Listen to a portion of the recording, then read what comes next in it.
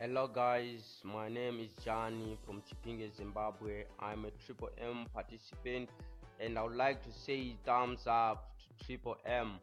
On 18 May 2016, I provided help of $50 and on 19 May 2016, I requested to get help of $80 and I received the money the very day.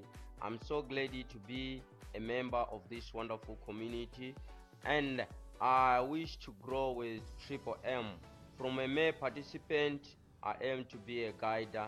Nothing can stop me from doing that because I'm a capable man and I can do it. I know myself I can do it. And I also want to share the 5 major objectives of Triple M. The number one objective is to help all the people in the world, and number two is to create a new and fair financial relationship in the community, and number three is to spread financial literacy. We want to spread financial literacy, and number four is to stop economic slavery.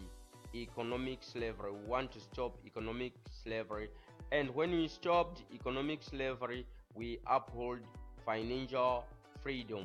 Each and everybody in the world must be financially free. Thank you so much. I hope you you enjoy and you are happy with me. I'm so happy to be a member of this wonderful community because I get something out of Triple M. Thank you so much and continue to donate. Thank you. Siyabonga.